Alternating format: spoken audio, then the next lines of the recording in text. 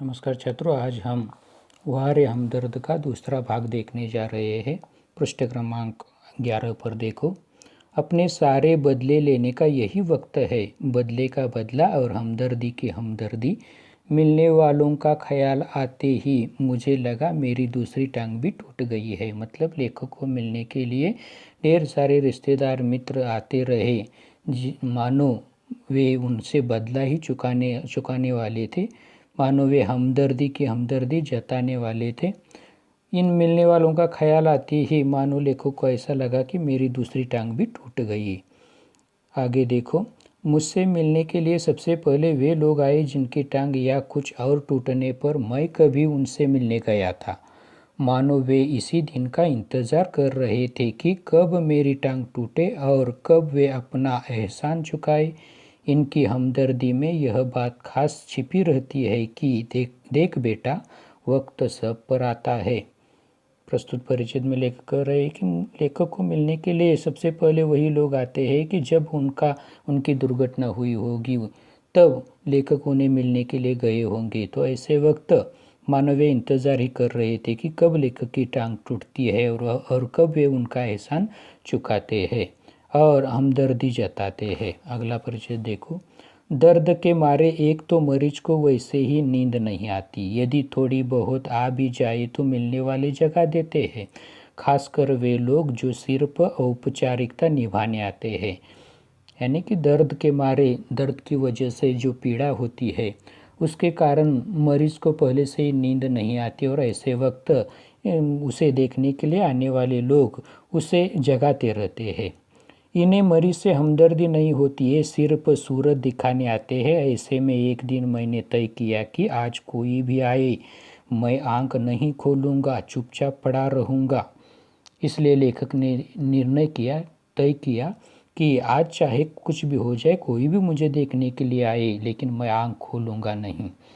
Office के बड़े बाबू आए और मुझे सोया जानकर वापस जाने के बजाय वे सोचने लगे कि यदि मैंने उन्हें नहीं देखा तो कैसे पता चलेगा कि वे मिलने आए थे। अतः उन्होंने मुझे धीरे धीरे हिलाना शुरू किया। क्या करे, लेखक के ऑफिस के बड़े बाबू लेखक को देखने के लिए आए और ऐसे वक्त लेखक को सोया जानकर उन्होंने वापस जाने के बजाय लेखक को थोड़ा सा हिलाना शुरू किया, जगाना शुरू कर दिया ताकि वे उसे देख सके। अतः उन्होंने मुझे धीरे धीरे हिलाना शुरू किया। फिर भी जब आंखें नहीं खुली तो उन्होंने मेरी टांग के टूटे हिस्से को जोर से दबाया। मैंने दर्द के मारे कुछ चीखते हुए जब आंख खोली तो वे मुस्कुराते हुए बोले, कहिए अब दर्द कैसा है। इतना ही नहीं, लेखक ने तय किया था कि वे चुपचाप पड़े रहेंगे, इसलिए वे आंख नहीं खोल रहे। तो बड़े बाबू ने जहाँ पर उनकी टांग टूट गई थी उस हिस्से को दबाया, जिसकी वजह से दर्द के कारण चीखते हुए लेखक ने आंखें खोली। इतने में वे मुस्कुराते हुए बोले, कहिए अब दर्द कैसा है। अगला परिचय देखो। मोहल्ले वाले अपने फुर्सत से आते हैं। उस दिन जब सोनाबाई अपने 4 बच्चों के साथ आई तो मुझे लगा कि आज फिर कोई दुर्घटना होगी। आते ही उन्होंने मेरी ओर इशारा करते हुए बच्चों से कहा, ये देखो चाचा जी। उनका अंदाज कुछ ऐसा था जैसे चिड़ियाघर दिखाते हुए बच्चों से कहा जाता है, ये देखो बंदर। यानी कि एक दिन उनके मोहल्ले में रहने वाली सोनाबाई अपने 4 बच्चों के साथ लेखक को देखने के लिए अस्पताल में आ गई। देखते ही उसने इस अंदाज में कहा कि मानो वो चिड़ियाघर हो और उस चिड़ियाघर में कोई बंदर बैठा हो, ऐसा इशारा करते हुए अपने बच्चों से उनका परिचय करवाया। बच्चे खेलने लगे, एक कुर्सी पर चढ़ा तो दूसरा मेज पर सोनाबाई की छोटी लड़की दवा की शीशी लेकर कथकली डांस करने लगी। रप रप की आवाज़ ने मेरा ध्यान बटाया। क्या देखता हूँ कि सोनाबाई का एक लड़का मेरी टांग के साथ लटक रही रेती की थैली पर बॉक्सिंग की प्रैक्टिस कर रहा है। अब अस्पताल में तो मरीज को शांतता की ज़रूरत होती है, लेकिन बच्चे हैं। वहाँ आते ही बच्चों ने खेलना शुरू कर दिया। कोई कुर्सी पर चढ़ गया। इतना ही नहीं, छोटी लड़की ने दवा की शीशी लेकर वह कथकली डांस ही करने लगी।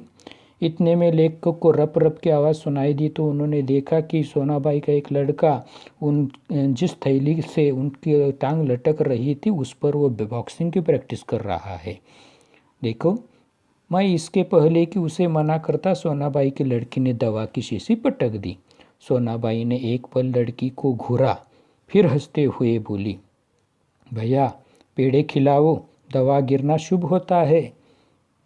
इतने में सोनाबाई की लड़की जो दवा की शीशी लेकर कथकली कर रही थी, उसने वो दवा की शीशी फोड़ डाली, जिसकी वजह से सोनाबाई ने उसे एक पल घूरा, गुस्से से देखा और हंसते हुए लेखक से कहा, भैया पेड़े खिलाओ, दवा गिरना शुभ होता है। दवा गई समझो बीमारी गई। इसके 2 घंटों बाद सोनाबाई गई, यह कह कर कि फिर आऊँगी, मैं भीतर तक कांप गया।